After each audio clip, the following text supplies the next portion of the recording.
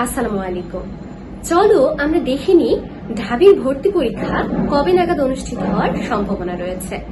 যদিও এই বিষয়টির নিশ্চয়তা দেয়া আসলে কখনোই সম্ভব নয়, তবুও আমরা বিগত বছরগুলোর হিসেব অনুযায়ী চলো একটু দেখার চেষ্টা করি যে কোন মাসে ঢাবির ভর্তি পরীক্ষা অনুষ্ঠিত হতে পারে। 2022-23 সেশনে ঢাবি বি ইউনিটের ভর্তি পরীক্ষা অনুষ্ঠিত হয়েছিল 6 মে।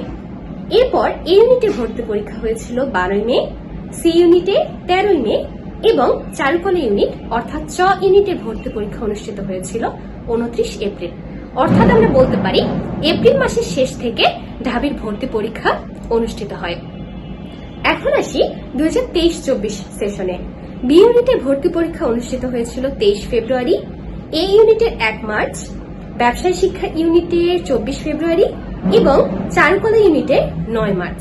তো বলা যেতে পারে যে ফেব্রুয়ারি মাসের শেষ থেকে ভর্তি পরীক্ষা অনুষ্ঠিত হওয়া শুরু হয়। আর 2024-25 সেশনে চারুকলা ইউনিটের ভর্তি পরীক্ষা অনুষ্ঠিত হয় 4 জানুয়ারি, 25 জানুয়ারি, 1 ফেব্রুয়ারি এবং 8 ফেব্রুয়ারি। বলা যেতে পারে জানুয়ারি মাসের শুরু থেকে ভর্তি পরীক্ষা অনুষ্ঠিত হয়। এখন কথা হচ্ছে তাহলে এবছর কবে নাগাদ ঢাবির ভর্তি পরীক্ষা অনুষ্ঠিত হতে পারে। শোনো, ভর্তি পরীক্ষা কিন্তু প্রত্যেকটা সেশনে একটু একটু করে এগিয়ে আসছে। তার মানে কি এ বছরও এগিয়ে আসবে, এ সেশনেও এগিয়ে আসবে? আমরা যদি এইচএসসির হিসাব অনুযায়ী দেখি, 2024 সালে এইচএসসি পরীক্ষা অনুষ্ঠিত হয়েছিল তোমার 30 জুন থেকে 21 অগস্ট পর্যন্ত, আর রেজাল্ট দিয়েছিল 15 অক্টোবর।